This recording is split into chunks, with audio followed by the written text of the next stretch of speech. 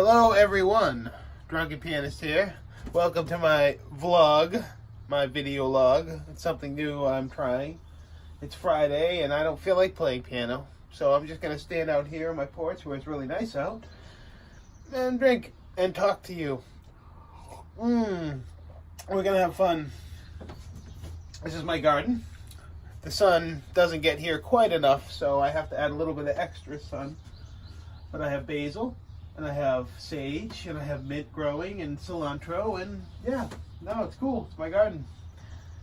Nothing beats using fresh herbs in your cooking. But that's not what I'm here to talk about.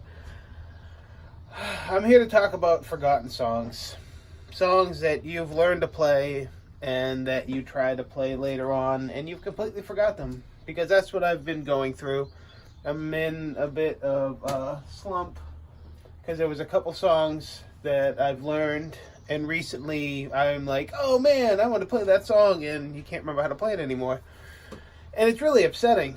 I don't know how you feel, but I feel like it's really upsetting. One in particular was Cass's theme from Breath of the Wild, Legend of Zelda, which is a friggin' amazing game. If you haven't played that game yet, you should go to hell. But that's a really great game. That was a really epic song, and it was really hard for me because I don't know how to read music. Never learned. It took me a lot to learn and memorize that song, and to sit there and try to play it after all these many months, and I don't know how to play it anymore. It's very disappointing to me, especially since I've been drinking. Like, I'm very depressed. It's a good thing I'm not drinking wine because I would probably be crying right now. But it's so funny because then on another note, a song that I learned a long time ago. So when I was in high school, I listened to Alice in Chains. I still, to this day, like Alice in Chains, but it's hard for me to listen to them because I'm not the depressed teenager I was many, many moons ago. But I still like Alice in Chains, and one song that stuck with me was Don't Follow. It was a pretty song. I mean, ultimately, it was a sad song. Oh, stay, goodbye, don't follow. Oh, it was a sad song, but it was pretty, and I liked it, and I always liked it. So I took, I think it was Jerry Cantrell that wrote it. I took his everything on the guitar, and I mimicked it on the piano when I was in my early 20s, more than like 10 years ago. And I could, like, play it, and I'd play it on the piano exactly how he plays it.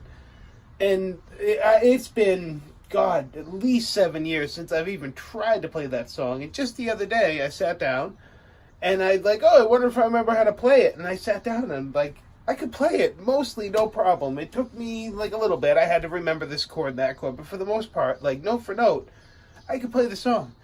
But then Cass's theme, which I talked about, I just learned maybe a year ago, and I worked really hard on it, and immediately, gone from my memory. It's just gone.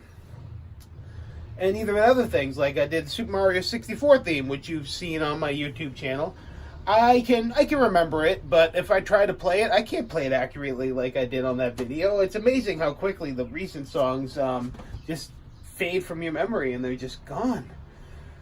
I mean, does anybody else have problems with that? Comment in the sections, things that you have trouble with remembering, and I don't know. It's amazing. Like, when I'm younger, like, maybe because my memory was that good that long ago, and lately, now I do this, and this doesn't help my memory. And oh man, so on another note, I looked up, and I didn't look up, it just came up, and certain boozes affect certain things, like Bacardi, or not Bacardi specifically, but rum really affects your liver, and gin affects the brain. So I'm also wondering if gin is the reason that I've been recently forgetting everything that I've learned how to play. So that could have a lot to do with it. But, yeah. I have recently lost motivation to play and put videos up. I didn't put a video up last week. I have one ready. I just, for some reason, just needed a break. And I apologize. And that's why I'm doing this vlog. And I'm also going to put a video up this weekend. And sometimes you just need to take a break for a while. So, I play piano every day. I practice, at least an hour every single day. I always practice, whether I'm working on my scales and stuff, or sitting there playing stupid Super Mario Brothers songs. Either way, I play every single day. I try to always be playing. And sometimes you just need a break. And I don't know about you guys, but sometimes when I take a break and I don't play for not a week but just a few days, I come back and I am way better than I was. Like, you need a refresher once in a while. Like, I like to practice every single day, but you need a refresher once in a while, and some days I just don't feel it. And I just don't want to play. Like, I have recently Borderlands 3 got announced. Borderlands is an awesome game. But Borderlands 3 got announced, and the Borderlands 1 Game of the Year edition came out. So I recently bought it, so I've been playing that. Because the first time I played it, I couldn't get into it. I am what they call a southpaw. I'm a lefty. So when I play first-person shooters, my sticks are swapped. So where most of you play and you move with your right stick and you aim with your... No. You move with your left stick and you aim with your right. I'm the opposite. But in most games out there, you can't change that. And that is one of them. So now that the Game of the Year edition came out, you can customize the controller completely. Absolutely, completely customize the controller. And that is the first game that I've seen where you can fully, like, any button, do whatever you want with it. I don't know why every game isn't like that. Screw you, game makers, for not making every game like that, because that pisses me off. Because if I get a game and it's not Southpaw compatible, I don't even bother with it. Don't even bother. But, I'm getting a little bit off topic, but Borderlands 3 is coming out, and Borderlands 3 is going to be frigging amazing. Okay, so Borderlands 2 is one of my favorite first-person shooters. I have always been a huge fan. Like, the OG first-person shooter was GoldenEye. It wasn't the first one, but it was the first good one. I mean, GoldenEye 007 for N64, I have wasted lots of time playing that game. And me and my brother, Christopher, not bad parents, I'll tag him, I'll put him in whatever the comments and whatever I have to do. We used to tape a blanket halfway across the screen. So I would sit underneath and he would sit on top, and we'd have literal split screen because we didn't have online and stuff back then. The internet was new and we were still on AOL Instant Messenger. You remember AOL Instant Messenger? Oh my God, does anybody still use that? Somebody told me the other day, like, they gave me their email address and it was at AOL.com, and I giggled. Like, does AOL still exist? It must. God. Anywho, yeah, Borderlands is a great game.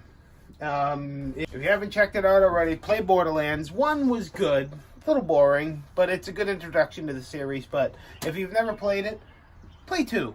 2 is incredible. It's the graphics, the artwork, everything is really awesome. The whole idea. It's a bigger game on, like, it's more about scavenging. I can't believe I just said that. Scavenging and looking for weapons and upgrades, and every single weapon you get has, like, accuracy and power and reload speed, and they're all so different, and it's completely upgradable. You level. It's a good game. It's a great game. And then the first person shooter it's just great. It's a great game. Check it out. And then Borderlands 3 is coming out, and I can't wait till that comes out. That should be super fun. And it's going to be for Xbox One and PS4 and probably Switch, because the Nintendo is making a comeback. It's not just going to be kids games, it's going to be awesome stuff now. I need to buy a Switch. Mario Maker 2 is going to be coming out soon. Very, very soon. What's today? Today is May the 31st. Pretty sure Mario Maker is coming out in the next month or two. I play Mario Maker all the time, but now Mario Maker 2 is coming out for Switch, and it's going to make Mario Maker, like, 100% obsolete.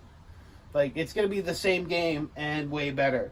So the only people that are going to be playing that are the ones that can't afford or don't have a Switch, which is me. But I'm going to find a way to make it happen. And I'm going to eventually have my own Drunken Pianist Mario Maker page, and I'm going to make Drunken Pianist, like, levels. And I'm going to put them on my channel. I'm going to show you so you people can play my levels. It's going to be super fun. That's the next step. I don't know what the hell it has to do with... Oh man, I can make music levels. Now that's boring. Music levels are annoying. Auto levels are annoying. I don't know if any of you are familiar with Mario Maker, but auto levels are annoying. Music levels are annoying. We get it. You're great. You sat there and spent 6 hours making this level, but come on now. Yes, this is where all the magic happens. This is the extension of my man cave. Hold on. We'll take up a tour. Oh, this is my babe. She's not wearing pants. Look at. There's my dog. Hey, B. There's my dog. And there's my piano and my stuff. And this is like my man cave. This is where I hang out and do stuff and drink. And do stuff. Yeah. So back to Friday night. It's Friday night. And it's really, really nice out. And shut up! He's trying to lock his car 6 or 8 times because he lives in a nice area and somebody's gonna steal it. What did you say?